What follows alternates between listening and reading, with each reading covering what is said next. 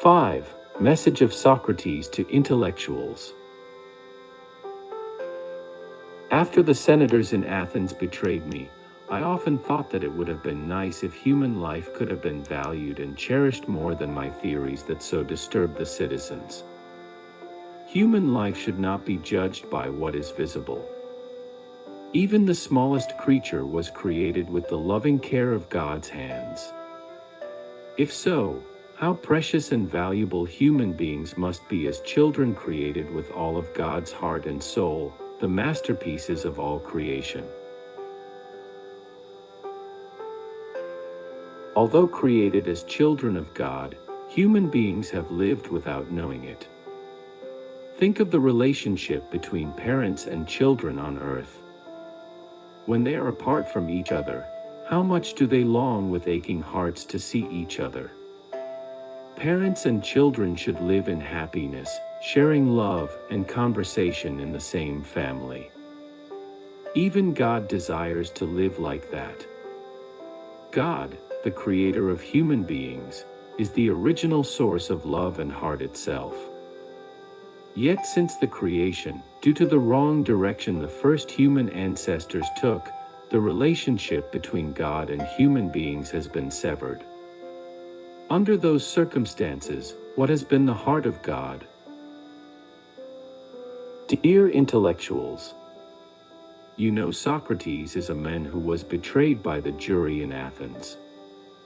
The pain and sorrow that I experienced from that injustice was indescribable. After coming to God, however, I discovered someone who was mistreated more than me, bearing more chagrin and grievances. It is because human beings did not know their relationship with God. What could be more grievous, lamentable, and unfair? Human beings have not known their own parent, nor the love by which he has been dearly caring for them, nor the pain he has had to endure for so long as he waited for his children to return. When I realized this, my sorrow was beyond words. Dear intellectuals, between parents and children, is there boasting about knowledge and academic position? The most important thing to us is to restore and maintain the parent and child relationship. Its value is greater than the discovery of any academic theories. Would Socrates not know how important it is for human beings, especially intellectuals, to have a position in worldly society? Regardless, remember that attending your parent well is so important. In fact, it cannot be compared with anything else. What else could be needed other than God?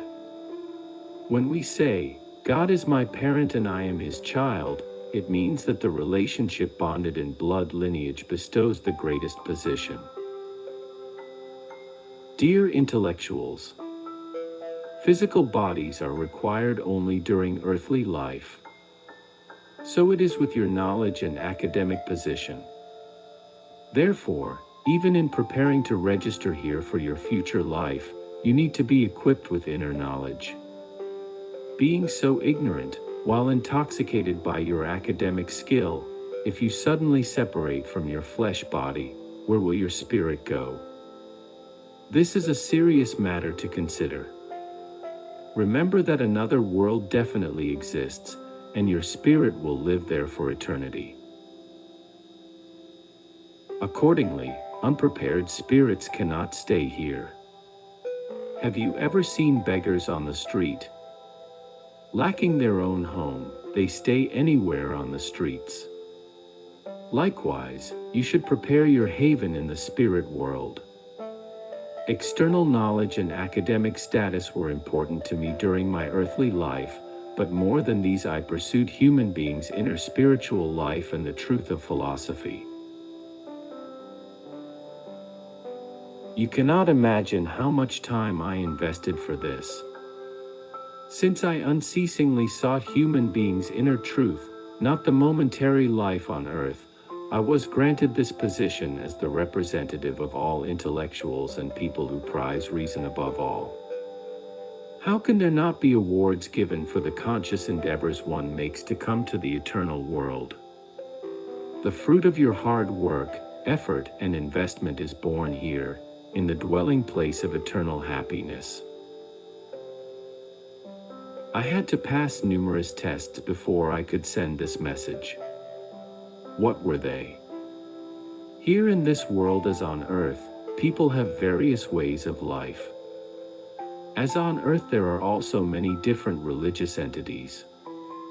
One day I attended a seminar for intellectuals, during which I listened to a lecture on the divine principle with the theme, "The Path for Intellectuals to Go."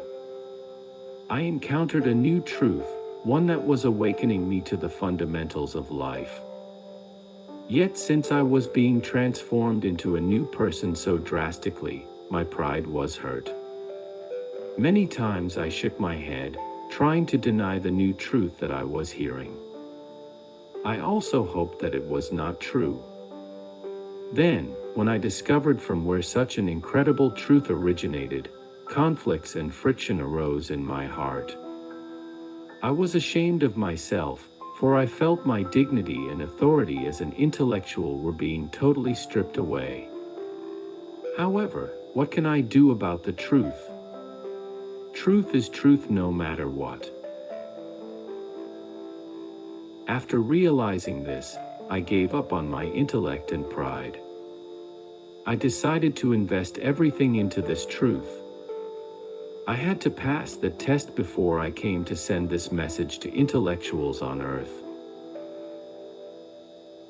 Dear intellectuals, even if I were to mobilize all of my intelligence and reason, how would it compare with that of God?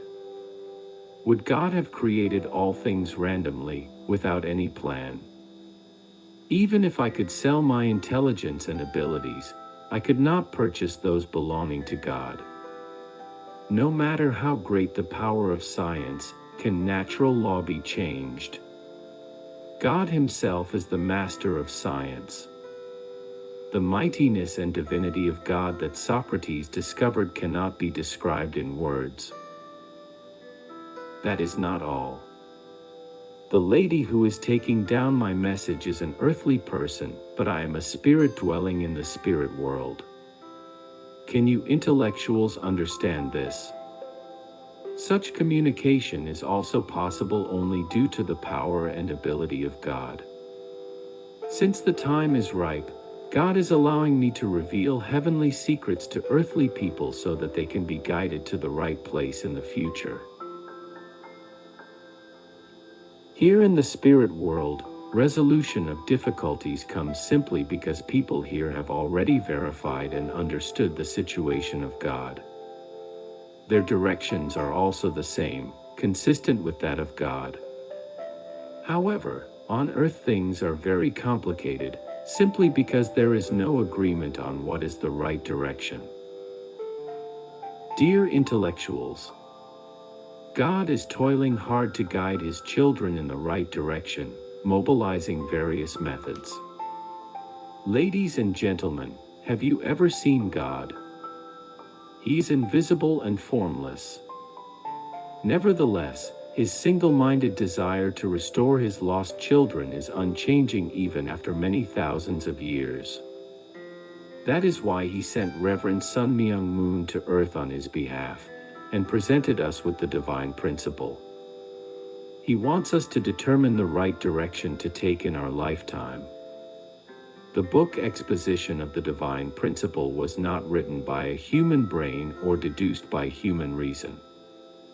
It is a book of salvation that was discovered through Reverend Moon's bloody battles against Satan. He verified every single thing in the book as truth from God.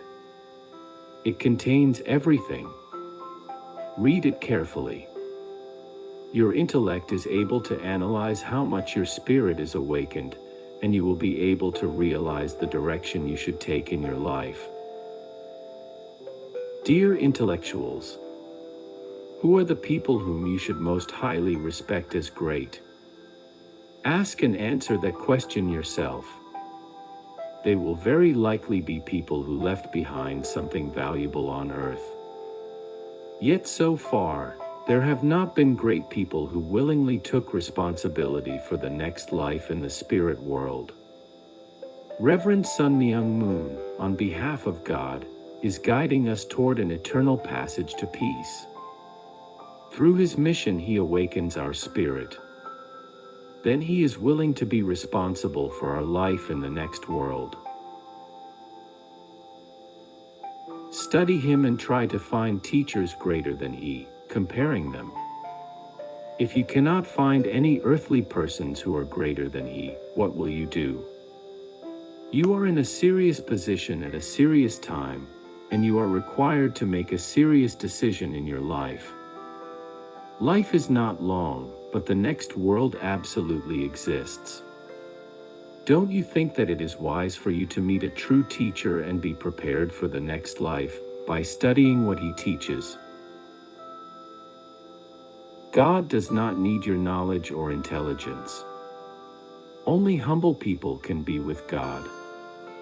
By learning his great and profound truth and digesting it as your own, you should be able to be more than a beggar when you come to this world in the future. The highest intellectuals should be among those who can attend God as their parent.